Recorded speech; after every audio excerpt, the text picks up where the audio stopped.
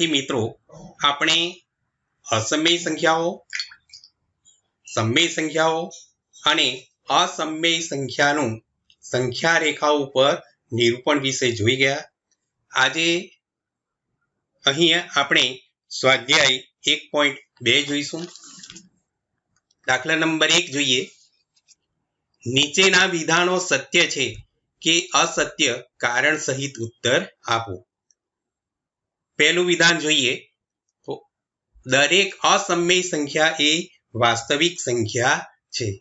મિત્રો આપણે જાણીએ છીએ કે સમય સંખ્યા અને અસમય સંખ્યાને ભેગી કરવાથી વાસ્તવિક સંખ્યાઓનો સમૂહ રચાય છે। એટલે કે દરેક સમય સંખ્યા પણ વાસ્તવિક કહેવાય અને અસમય સંખ્યા પણ વાસ્તવિક કહેવાય। એટલે કે આ જે વિધાન છે એ સત્ય આવશે। ત્યારબાદ બીજું વિધાન જોઈએ। સંખ્યા રેખા પરનું દરેક બિંદુ કોઈ પ્રાકૃતિક સંખ્યા m માટે વર્ગમૂળ m સ્વરૂપનું હોય છે। મિત્રો અહીં સંખ્યા રેખા ઉપર ધન સંખ્યા પણ આવે છે અને ઋણ સંખ્યા પણ આવે છે અને એમાં જો આપણે ઋણ સંખ્યા લઈએ તો એ કોઈ પ્રાકૃતિક સંખ્યાનું વર્ગમૂળ થતું નથી। એટલે કે આ વિધાન એ કોઈક પ્રાકૃતિક સંખ્યા માટે જે m માટે વર્ગમૂળ m સ્વરૂપનું હોય છે એ વિધાન અસત્ય છે। ત્યારબાદ ત્રીજું વિધાન જોઈએ। દરેક વાસ્તવિક સંખ્યા એ અસમય સંખ્યા છે। મિત્રો અહીં પણ આ વિધાન અસત્ય આવશે કારણ કે આપણે ઉદાહરણ તરીકે જોઈએ તો 2 એ વાસ્તવિક સંખ્યા છે, એનો વાસ્તવિક સંખ્યા સમૂહમાં સમાવેશ થાય છે પરંતુ એ અસમય નથી। ત્યારબાદ દાખલા નંબર 2 જોઈએ। શું દરેક ધન પૂર્ણાંકનું વર્ગમૂળ અસમય હોય છે? જો ના તો એવી એક સંખ્યાનું ઉદાહરણ આપો જેનું વર્ગમૂળ સમય હોય। તો મિત્રો અહીં જવાબ ના આવશે। એનું ઉદાહરણ આપણે જોઈએ તો 9 એ સંખ્યા માટે જો એનું વર્ગમૂળ લઈએ તો વર્ગમૂળ 9 બરાબર 3 મળે છે અને જે આપણને સમય મળે છે। એટલે કે આ જે પ્રશ્ન છે એનો જવાબ આપણે ના લખીશું અને તે માટે આ 9 નું ઉદાહરણ આપી શકાય। ત્યારબાદ દાખલા નંબર 3 જોઈએ તો વર્ગમૂળ 5 ને સંખ્યા રેખા પર કેવી રીતે દર્શાવી શકાય તે બતાવવાનું છે। વર્ગમૂળ 5 ને દર્શાવવા માટે સૌ પ્રથમ વિદ્યાર્થી મિત્રો આપણે એક સંખ્યા રેખા દોરીશું અને એ સંખ્યા રેખાના મધ્ય ભાગમાં 0 લખીએ અને ત્યારબાદ એકમ માપ આપણે 4 સેન્ટીમીટર લેવાનું છે। જો 1 સેન્ટીમીટર લઈશું તો આકૃતિ ઘણી નાની આવશે એટલે કે આપણે 4 સેન્ટીમીટર બરાબર 1 એકમ લઈએ છીએ અને તેથી 4 સેન્ટીમીટર અંતરે 1 લખીએ। ત્યારબાદ બીજા 4 સેન્ટીમીટર અંતરે 2 લખીશું અને એ જ રીતે શૂન્યની ડાબી બાજુએ પણ 4 સેન્ટીમીટર અંતરે -1 અને ફરીથી 4 સેન્ટીમીટર અંતરે -2 લખીએ છીએ અને એ રીતે આપણે સંખ્યા રેખા પહેલા દોરવાની છે। અને ત્યારબાદ જે શૂન્ય હોય તે ત્યાં આગળ C સંજ્ઞા લખીશું અને 2 જે છે ત્યાં B નો ઉપયોગ કરીશું। મિત્રો આમાં સમજ પડી ગઈ। પહેલા આપણે સંખ્યા રેખા દોરવાની છે, મધ્યમાં 0 લખીએ અને 4 સેન્ટીમીટર અંતરે 1, 2 અને એ જ રીતે શૂન્યથી ડાબી બાજુએ 4 સેન્ટીમીટર અંતરે -1 અને -2 સંજ્ઞાનો ઉપયોગ કરવાનો છે। ત્યારબાદ આપણે અહીં B આગળ એટલે કે B આગળ કોણ માપકનો ઉપયોગ કરવાનો છે અને એ કોણ માપકનો ઉપયોગ કરીને અહીં કાટખૂણો રચાય તે રીતે એક રેખાખંડ દોરવાનો છે અને એ રેખાખંડ ઉપર 1 એકમના અંતરે એટલે 1 એકમ અંતર એટલે કે 4 સેન્ટીમીટર અંતરે એ બિંદુ લેવાનું છે। જો ફરીથી B આગળ કોણ માપકની મદદથી કાટખૂણો રચીને ત્યારબાદ અહીં રેખાખંડ દોરી અને B થી એટલે કે 2 થી 4 સેન્ટીમીટર અંતરે એ નામ આપવાનું છે। ત્યારબાદ A અને C ને આપણે રેખાખંડ વડે જોડીશું। મિત્રો અહીં રેખાખંડ દર્શાવેલો છે। હવે અહીં આ રીતે આપણને કાટકોણ ત્રિકોણ બને છે A, B અને C, જ્યાં B એ કાટખૂણો રચાય છે અને એ કાટકોણ ત્રિકોણમાં આપણને AB ની કિંમત 1 આપેલી છે અને BC એની કિંમત 2 થશે અને એ રીતે કાટકોણ ત્રિકોણ ABC માં 2 બાજુનું માપ આપેલું છે અને પરિણામે પાયથાગોરસના પ્રમેયનો ઉપયોગ કરીને આપણે ત્રીજી બાજુ એટલે કે કર્ણની કિંમત શોધી શકીએ છીએ અને એ કર્ણની કિંમતની ગણતરી અહીં દર્શાવેલ છે। તો સૂત્રો આ રીતે થશે, કર્ણનો વર્ગ એટલે કે એસી નો વર્ગ બરાબર એબી નો વર્ગ વત્તા બીસી નો વર્ગ. એબી એટલે કે 1 છે એટલે કે 1 નો વર્ગ થશે.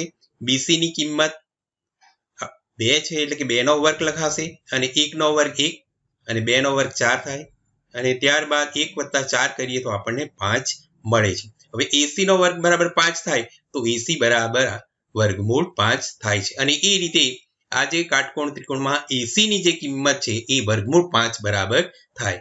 હવે ત્યારબાદ આપણે જે ઓ છે એટલે કે સી ને કેન્દ્ર તરીકે લેવાનું છે અને પરિકર દ્વારા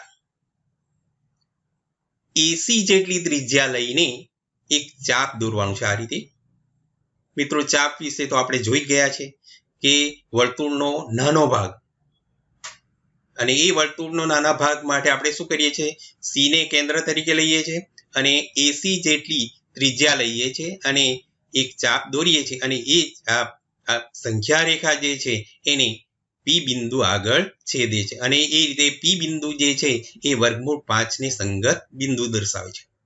ફરીથી આપણે પુનરાવર્તન કરીએ. પરિકર દ્વારા સી ને કેન્દ્ર તરીકે લઈ એસી જેટલી ત્રિજ્યા લઈને આપણે ચાપ દોરીશું અને એ ચાપ આ જે સંખ્યા રેખા છે એને પી બિંદુ આગળ છેદે છે. આમ સંખ્યા રેખા પરનું જે પી બિંદુ છે એ વર્ગમૂળ 5 ને સંગત બિંદુ દર્શાવે છે. આપણે એક ઉદાહરણ જોઈશું. 1/4, 3/8 અને 2/5 આ જે સંખ્યાઓ જે છે એ સમમેય સંખ્યાઓ છે, કારણ કે આપણે જોઈએ છીએ કે પી છેદ ક્યુ સ્વરૂપની જે સંખ્યા હોય તે સમમેય સંખ્યા કહેવાય છે અને એ સમમેય સંખ્યાની દશાંશ અભિવ્યક્તિ આપણે મેળવવાની છે. મિત્રો અહીં દશાંશ અભિવ્યક્તિ માટે પહેલી સંખ્યા લઈએ તો 1/4 છે. એને દશાંશ અભિવ્યક્તિમાં રૂપાંતર કરવા માટે આપણે 1/4 કરીશું અને એ ભાગાકારની ક્રિયા તો આપણને આવડે છે, છતાં પણ અહીં દર્શાવેલ છે. જો અહીં 1 જ છે એટલે કે 1 પછી પોઈન્ટ મૂકીશું અને ત્યારબાદ પોઈન્ટ પછી આપણે 0 નો ઉપયોગ કરીશું. અહીં મિત્રો પોઈન્ટ પછી આપણે ગમે તેટલા શૂન્ય લખીએ તો પણ આ 1 ની કિંમતમાં ફેરફાર થતો નથી, એટલે કે આપણે ગમે તેટલા શૂન્ય લખી શકીશું. ચાલો હવે પહેલા આપણે બંને બિંદુ બે આંકડાનો ઉપયોગ કરી 1 અને 0 એટલે કે 10 કહેવાશે અને 4 નો 10 કરતા વધારે ન હોય ત્યાં સુધી ભાગ ચલાવીએ એટલે કે 4 નો 2 ભાગ ચાલશે એટલે 4 2 8 થશે અને ત્યારબાદ 10 માંથી 8 બાદ કરીએ તો 2 મળશે અને ઉપરથી આપણે 0 લખીશું અને એ રીતે આપણને 20 મળે છે. હવે 4 નો 5 વડે ભાગ ચાલવાથી 20 મળશે અને એ રીતે આપણને 0 મળે છે. આપણને જ્યાં સુધી 0 નહીં મળે ત્યાં સુધી આ રીતે આપણે ભાગાકારની ક્રિયા કરીશું અને એ રીતે આપણને 1/4 નું આ જે સ્વરૂપ મળે છે એ એની દશાંશ અભિવ્યક્તિ છે અને એ આપણને 0.25 મળે છે. ચાલો ત્યારબાદ આપણે 3/8 જે બીજી સંખ્યા છે એનું પણ દશાંશ અભિવ્યક્તિમાં રૂપાંતર કરીએ. મિત્રો અહીં 8 લખવાનું ભૂલમાં નથી લખાયું, આપણે 8 નક્કી કરીએ છીએ અને 3 ને 8 વડે ભાગાકાર કરીશું અને એ રીતે આપણો પહેલા 3 વડે ભાગ ચાલશે એટલે કે 8 3 24 લખાશે અને એ રીતે 10 માંથી આપણે 4 બાદ કરીએ તો 6 બાકી રહેશે અને ઉપરથી 0 લખીશું એટલે 60 કહેવાશે અને એ રીતે 8 નો 7 વડે ભાગ ચાલવાથી 56 મળશે અને 60 માંથી આપણે 56 બાદ કરીએ તો 4 બાકી રહેશે અને ત્યારબાદ 4 ઉપરથી 0 લખીશું અને એ રીતે આપણને 40 મળે છે અને 8 નો 5 વડે ગુણાકાર કરવાથી આપણને 40 મળે છે અને એ રીતે 0 શેષ મળે છે. અને એ રીતે મિત્રો આપણને જે બીજી જે સંખ્યા છે 3/8 એનું દશાંશ સ્વરૂપ 0.375 આપણને મળે છે. ત્યારબાદ ત્રીજી સંખ્યા આપણે લઈશું, એમાં 2/5 કરીએ છીએ અને એ રીતે 2 પોઈન્ટ પછી આપણે 0 લખીશું.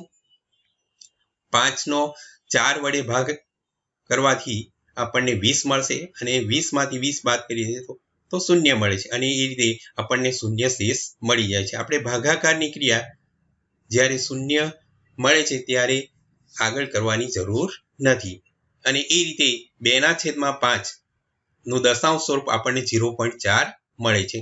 મિત્રો અહીં આપણે જે સમય સંખ્યાઓ લીધી છે એનું દશાંશ સ્વરૂપ આપણને શાંત મળે છે, એટલે કે અમુક તબક્કા સુધી જ મળે છે, અનંત સુધી એનું દશાંશ સ્વરૂપ મળતું નથી. એટલે કે આ જે સંખ્યાઓ જે છે 1/4, 3/8 અને 2/5 એ જે સંખ્યાઓ છે એની દશાંશ અભિવ્યક્તિ આપણને શાંત મળે છે.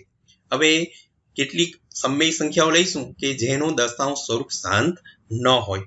ઉદાહરણ તરીકે 1/3 ની દશાંશ અભિવ્યક્તિ આપણે મેળવીશું અને એ મેળવવા માટે આપણે 1/3 કરીએ છીએ. અહીં પણ મિત્રો 1 પછી પોઈન્ટ અને 0 નો આપણે ઉપયોગ કરીએ છીએ. એટલે કે શરૂઆતમાં આપણે 10 લઈએ, એટલે કે 10 થી વધારે ન હોય ત્યાં સુધી ભાગ લઈએ એટલે 3 અને 3 વડે ભાગ ચાલશે એટલે કે 9 આવશે. અને 10 માંથી 9 બાદ કરીએ તો 1 બાકી રહેશે અને ઉપરથી આપણે 0 લાવીએ અને એ રીતે ફરીથી આપણને 10 મળે છે અને 9 એટલે કે 10 માંથી 9 બાદ કરીએ તો 1 બાકી રહેશે અને ઉપરથી 10 લાવીએ અને એ રીતે આપણે જોઈએ તો આપણને અનંત સુધી ભાગ મેળવીએ છતાં પણ શેષ શૂન્ય વધતો નથી. અને એ રીતે જે આપણને ભાગ મળે છે એ 3 જ ભાગફળ મળતું જાય છે અને એની કિંમત આપણને અનંત સુધી મળતી જાય છે. એટલે કે એની જે દશાંશ અભિવ્યક્તિ છે એને અનંત કહેવાશે. અને બીજું અહીં જે આપણને ભાગફળ મળે છે તેમાં 3નું પુનરાવર્તન થાય છે.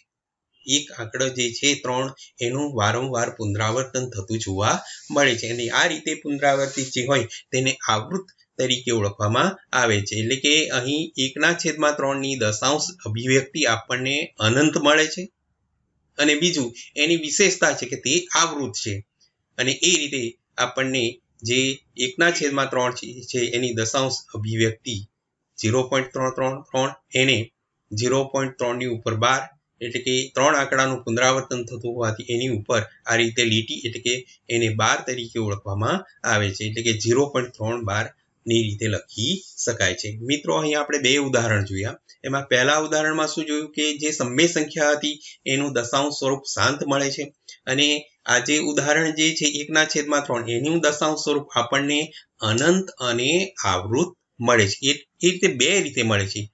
હવે ત્રીજું એક ઉદાહરણ જોઈએ. 1/7 લઈએ, એની દશાંશ અભિવ્યક્તિ મેળવીએ તો એમાં પણ આપણે આ રીતે ભાગાકારની ક્રિયા કરીએ છીએ અને એ રીતે ભાગાકારની ક્રિયા કરવાથી પહેલા 7 નો 1 વડે ભાગ ચાલશે એટલે 7 આવશે અને 10 માંથી 7 બાદ કરીએ તો 3 ઉપરથી 0 લખીશું અને ત્યારબાદ 4 વડે ભાગ ચાલશે અને 28 અને 30 માંથી 28 બાદ કરીએ તો 2 બાકી રહેશે અને ઉપરથી આપણે 0 લખીશું અને ત્યારબાદ 7 નો 2 વડે ભાગ ચાલશે અને એ રીતે 14 મળશે.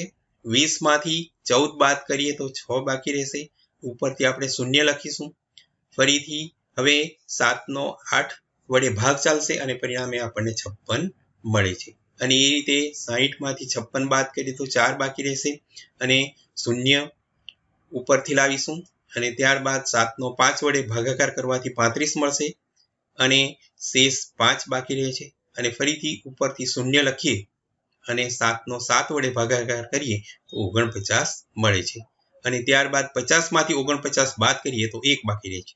હવે મિત્રો આ જે એક જે શેષ છે એ ફરીથી અહીંથી પુનરાવર્તન થાય છે 1 અને ફરીથી આપણે 0 લખીએ તો 7 નો 1 વડે ભાગ ચાલશે અને ફરીથી આ જે એક શરૂઆતનું જે ભાગફળ છે 1 એ આપણને મળે છે અને ત્યારબાદ હજુ આગળ ભાગાકારની ક્રિયા કરીએ તો ફરીથી આપણને 4 આંકડો મળશે અને એ રીતે બીજો 2, 8, 5 અને 7 આ રીતે આપણને આ જે 14, 28 અને 27 જે અંકો મળે છે એનું પુનરાવર્તન થતું જોવા મળશે.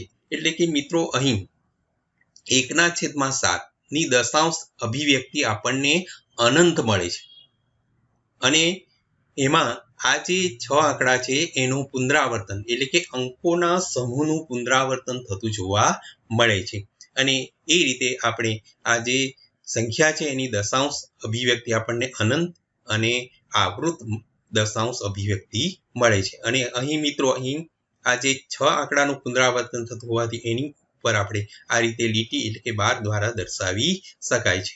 આમ મિત્રો આપણે જોઈ ગયા કે સમય સંખ્યા જે હશે એનું દશાંશ સ્વરૂપ ક્યાં શાંત મળશે અથવા તો કેટલીક જે સમય સંખ્યા હશે એનું દશાંશ સ્વરૂપ આપણને અનંત અને આવૃત મળે છે.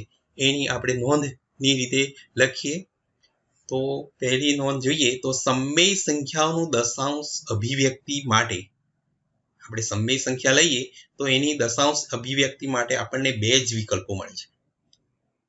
ક્યાં એ સમય સંખ્યાનું દશાંશ સ્વરૂપ શાંત હોય અથવા તો અનંત અને આવૃત જોવા મળે છે. એનું વિરુદ્ધનું જોઈએ.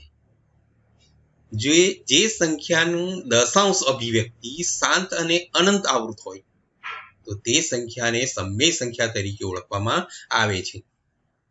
મિત્રો આ વ્યાખ્યામાં સમજ પડી ગઈ દરેકને કે જે સંખ્યાની દશાંશ અભિવ્યક્તિ શાંત અથવા અનંત આવૃત હોય તે સંખ્યા સમય સંખ્યા કહેવાય છે અને જે સંખ્યા સમય ન હોય તો તે સંખ્યાને શું કહીશું? અસમય સંખ્યા કહીશું. એટલે કે અસમય સંખ્યા જે હશે એનું દશાંશ સ્વરૂપ શાંત હોતું નથી અને અનંત અને આવૃત પણ હોતું નથી. એટલે કે એ અનંત અને અનાવૃત જોવા મળે છે. એની વ્યાખ્યા પણ મિત્રો અહીં દર્શાવેલ છે. જે સંખ્યાની દશાંશ અભિવ્યક્તિ અનંત અનાવૃત હોય તે સંખ્યા અસમય સંખ્યા હોય છે. મિત્રો સમય અને અસમય સંખ્યા જો દશાંશ સ્વરૂપમાં આપેલું હોય તો આપણને ચોક્કસ રીતે હવે ખ્યાલ આવવો જોઈએ.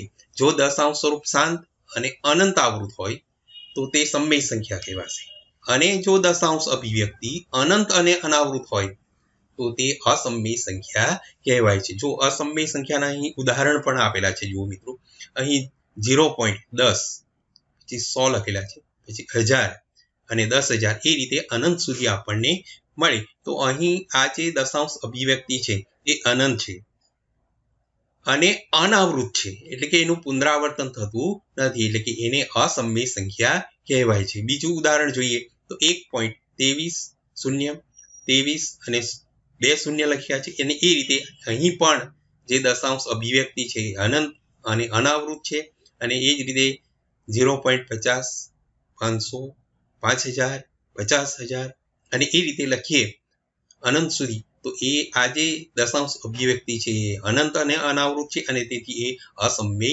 સંખ્યા છે. મિત્રો આ રીતે આપણે સમય સંખ્યા અને અસમય સંખ્યાને એની દશાંશ અભિવ્યક્તિ પરથી ચોક્કસ રીતે નક્કી કરી શકીએ છીએ. હવે ઉદાહરણ જોઈએ. સાબિત કરો કે 0.333 અનંત સુધી ને p પૂર્ણાંક હોય અને q શૂન્યેતર પૂર્ણાંક હોય તેવા p અને q માટે p છેદ q સ્વરૂપમાં દર્શાવી શકાય છે. પહેલા આપણે p છેદ q સ્વરૂપમાંથી આ દશાંશ અભિવ્યક્તિ મેળવી હતી. હવે દશાંશ અભિવ્યક્તિ પરથી આપણે એ સંખ્યાને p છેદ q સ્વરૂપમાં દર્શાવવાની છે અને એ માટે આપણે આ જે સંખ્યા આપેલ છે એને x ધારી લઈએ છીએ. એટલે કે ધારો કે x બરાબર 0.33 અનંત સુધી લઈએ. હવે મિત્રો અહીં એક આંકડાનું પુનરાવર્તન થાય છે 3 એટલે આવું જ્યારે હોય એક આંકડાનું પુનરાવર્તન થતું હોય તો આપણે એ સંખ્યાને 10 વડે ગુણાકાર કરીશું. જો બે આંકડાનું પુનરાવર્તન થતું હોય તો એ સંખ્યાને આપણે 100 વડે ગુણાકાર કરીશું અને 3 આંકડાનું જો પુનરાવર્તન થતું હોય તો એ સંખ્યાને આપણે 1000 વડે ગુણાકાર કરીશું. અહીં એક જ આંકડાનું પુનરાવર્તન થાય છે અને તેથી આ જે સંખ્યા છે એને આપણે 10 વડે ગુણાકાર કરીએ છીએ. એટલે કે 10 વડે ગુણાકાર કરીએ બંને તરફ તો અહીં 10x લખાશે અને આ જે સંખ્યા છે એને ગુણ્યા 10 કરીએ અને ત્યારબાદ આ જે પોઈન્ટ જે છે એને 10 વડે ગુણાકાર કરીશું. એટલે કે એ જે પોઈન્ટ છે એ એક પોઈન્ટ જમણી બાજુ તરફ લખાશે અને તેથી અહીં 10x બરાબર 3.333 એ રીતે આપણને મળે છે. એને પરિણામ નંબર આપણે 2 આપીએ છીએ. હવે આપણી પાસે જે બે પરિણામો છે એમાંથી પરિણામ 2 માંથી આપણે પરિણામ 1 બાદ કરીએ છીએ. એટલે કે પરિણામ 2 માઇનસ પરિણામ 1 અને તેથી પરિણામ 2 એટલે કે 10x છે ડાબી બાજુ અને પરિણામ 1 માં ડાબી બાજુ x છે એટલે કે 10x માઇનસ x લખાશે અને એ જ રીતે બરાબર કરીને જમણી બાજુ જે પરિણામ 2 માં 3.333 અનંત સુધી છે એ લખીશું માઇનસ પરિણામ 1 માં જમણી બાજુ 0.333 એ રીતે આપણે લખીશું. ત્યારબાદ જોઈએ તો 10x માંથી 1x બાદ કરીએ તો 9x બાકી રહેશે. અને મિત્રો અહીં આ તરફ આ જે સંખ્યાઓ જે છે એમાંથી બાદબાકી કરતા આપણને 3 મળે છે. મિત્રો આ રીતે પોઈન્ટવાળી જે સંખ્યા હશે એની બાદબાકી માટે અહીં બાજુમાં દર્શાવેલ છે, જુઓ પોઈન્ટની નીચે પોઈન્ટ આવે એ રીતે આપણે પહેલા લખીશું અને ત્યારબાદ બાકીની ક્રિયા કરીશું. તો અહીં 0 0 આપણને મળતું જશે અને 3 માંથી 0 બાદ કરીએ તો 3 બાકી રહે અને 3.00 નો અર્થ 3 લખી શકાય. એટલે કે 9x બરાબર આપણને આ જે બાદબાકી જે છે એની કિંમત 3 મળે છે. અને ત્યારબાદ જે 9 ડાબી બાજુથી આપણે જમણી બાજુ લઈએ તો એ ભાગાકારમાં લખાશે, એટલે કે 3/9 બરાબર x લખાશે. અને એ રીતે ભાગફળ ચલાવીએ, ભાગાકારની ક્રિયા કરીએ તો 3 નો 3 વડે ભાગ ચાલશે અને પરિણામે 1/3 આપણને મળે છે. અને એ રીતે જે દશાંશ સ્વરૂપની જે સંખ્યા છે 0.33 અનંત સુધી, અને એ બરાબર આપણે p/q સ્વરૂપમાં 1/3 સ્વરૂપે લખી શકાય. બીજું ઉદાહરણ જોઈએ છે મિત્રો. સાબિત કરો કે 1.2727 એ રીતે અનંત સુધી જે આપેલું છે એને p પૂર્ણાંક હોય અને q શૂન્યેતર પૂર્ણાંક હોય તેવા p અને q માટે p/q સ્વરૂપમાં દર્શાવી શકાય. સૌ પ્રથમ આપણે મિત્રો ધારી લઈએ છીએ કે ધારો કે x બરાબર 1. આ રીતે જે 2727 અનંત સુધી પુનરાવર્તન થાય તે સંખ્યાને આપણે ધારી લઈએ છીએ અને એને પરિણામ નંબર 1 આપીએ છીએ. જો અહીં મિત્રો આપણે જોઈએ તો બે આંકડાનું પુનરાવર્તન થાય છે, જુઓ 27 27 અને 27 બરાબર છે. અને તેથી બે આંકડાનું પુનરાવર્તન થતું હોવાથી આ જે સંખ્યા છે એને આપણે 100 વડે ગુણાકાર કરીએ છીએ અને તેથી બંને બાજુ 100 વડે ગુણાકાર કરતા 100x બરાબર આ જે સંખ્યા ગુણ્યા 100 લખીશું. અને ત્યારબાદ 100 વડે ગુણાકાર કરવાથી આ જે પોઈન્ટ હશે તે બે સ્થળ જમણી બાજુ ખસી જાય અને પરિણામે આ રીતે લખાશે 100x બરાબર 127.2727 અને એ જે સંખ્યા છે એને પરિણામ નંબર આપણે 2 આપીએ છીએ. ત્યારબાદ ફરીથી પરિણામ 2 માંથી આપણે પરિણામ 1 બાદ કરીએ અને પરિણામ 2 બરાબર ની ડાબી બાજુએ 100x એટલે કે 100x અને પરિણામ 1 ની ડાબી બાજુએ 1 હોવાથી આપણે 100x - x લખીશું અને તે બરાબર આ જે પરિણામ 2 માં જમણી બાજુ 127.2727 મળે છે માઇનસ પરિણામ 1 ની જમણી બાજુ 1.2727 મળે છે. અને એ રીતે આપણે 100x માંથી x બાદ કરીએ તો 99x બાકી રહેશે અને તે બરાબર આ જે સંખ્યા છે એની બાદબાકી કરવાથી આપણને 126 મળે છે. અને એ જે મળે છે તે પણ અહીં બાજુમાં દર્શાવેલ છે. અને ત્યારબાદ એ રીતે 99x બંને વચ્ચે ગુણાકારનો સંબંધ છે, એટલે કે 99 જો આપણે જમણી બાજુ લઈ જઈએ તો તે ભાગાકારમાં લખાશે. માટે x બરાબર 126/99 લખાય. અને મિત્રો અહીં આ જે ઉપર નીચે આપણે 9 વડે ભાગાકાર કરીએ તો અહીં 14 અને છેદમાં 11 મળે છે. અને એ રીતે આપણી જે સંખ્યા છે 1.2727 અનંત સુધી તે બરાબર 14/11 એટલે કે p/q સ્વરૂપમાં દર્શાવી શકાય છે. મિત્રો હવે જે સમય સંખ્યા જે છે એની વચ્ચે અસંખ્ય અસમય સંખ્યાઓ આવેલી હોય છે. એટલે કે અહીં આપણે બે સંખ્યા આપેલી હોય સમય સંખ્યા, તો એની વચ્ચે અસંખ્ય અસમય સંખ્યાઓ શોધી શકીએ છીએ. તેનું એક ઉદાહરણ છે તો 1/3 અને 2/3 વચ્ચેની એક અસમય સંખ્યાઓ શોધો. પહેલા આ જે સમય સંખ્યાઓ આપેલી છે એનું દશાંશ સ્વરૂપ શું થાય એ આપણે જોઈશું. મિત્રો અહીં આપણે 1/3 નું દશાંશ સ્વરૂપ જોઈ જ ગયા છે અને તે આપણને 0.333 અનંત સુધી આપણને મળે છે. હવે 2/3 નું દશાંશ સ્વરૂપ શું મળે એ આપણે આ રીતે પણ મેળવી શકીએ છીએ. અહીં 2 ગુણ્યા 2/3 નો અર્થ 2 ગુણ્યા 1/3 લખી શકાય અને પરિણામે 2 ગુણ્યા 1/3 ની કિંમત દશાંશ સ્વરૂપ આપણને આ 0.333 મળે છે. અને એ રીતે આપણે 2 ગુણ્યા 0.33 કરવાથી 2/3 જે સંખ્યા છે એનું દશાંશ સ્વરૂપ મેળવી શકીએ છીએ. અને 2 વડે જો આપણે ગુણાકાર કરીએ તો તે બરાબર 0.66 આપણને અનંત સુધી મળે છે. હવે આ જે દશાંશ સ્વરૂપ છે એ આપણે ભાગાકારની ક્રિયા વડે પણ મેળવી શકીએ છીએ. એટલે કે 2/3 કરીશું તો પણ એનું દશાંશ સ્વરૂપ આપણને આ રીતે પુનરાવર્તિત સ્વરૂપમાં મળતું જોવા મળે છે. આ રીતે મિત્રો આ જે 1/3 જે છે એનું દશાંશ સ્વરૂપ 0.33 મળે છે. 2/3 જે સંખ્યા છે એનું દશાંશ સ્વરૂપ આપણને 0.66 અનંત સુધી મળતું જાય છે. અને આપણે એક સંખ્યા એવી શોધવાની છે કે આ જે બે સંખ્યા છે એની વચ્ચેની સંખ્યા શોધવાની છે અને એ અસમમિત સંખ્યા શોધવાની છે. એટલે કે આપણે એની અસમમિત સંખ્યા માટે દશાંશ અભિવ્યક્તિ જે લખવાની છે તે અનંત હોવી જોઈએ અને અનાવૃત એટલે કે પુનરાવર્તન હોવી જોઈએ નહીં. અને તેથી આપણે અસમમિત સંખ્યા તરીકે અહીં પોઈન્ટ પછી આંકડો 3 છે અને અહીં પોઈન્ટ પછી આંકડો 6 છે. એટલે કે એની વચ્ચેનો જે આંકડો લઈએ તો 4 લઈ શકાય, 5 લઈ શકાય, કોઈ પણ લઈ શકાય. અને એ રીતે આપણે અસમમિત સંખ્યા મેળવવા માટે 0.40 અને 400, 4000 અને એ રીતે અનંત સુધી લખી શકીએ. અને અહીં મિત્રો આ જે સંખ્યા છે એનું દશાંશ સ્વરૂપ અનંત છે અને અનાવૃત છે. એટલે કે એ અસમમિત સંખ્યા છે. અને એ રીતે મિત્રો અહીં આપણે અસંખ્ય અસમમિત સંખ્યા લખી શકીએ છીએ. મિત્રો આ રીતે આપણે સમમિત સંખ્યા અને અસમમિત સંખ્યા જો દશાંશ સ્વરૂપમાં આપેલી હોય તો ચોક્કસપણે નક્કી કરી શકાય તે વિશે તમને પૂરેપૂરી સમજ પડી ગઈ હશે. અને મિત્રો જો હજુ વિડીયો વારંવાર જોશો તો તમને સમમિત સંખ્યા અને અસમમિત સંખ્યાના ભેદ વિશે પૂરેપૂરી માહિતી મળશે. જો વિડીયો પસંદ પડ્યો હોય તો મિત્રો સબસ્ક્રાઇબ કરવાનું ભૂલશો નહીં. આભાર.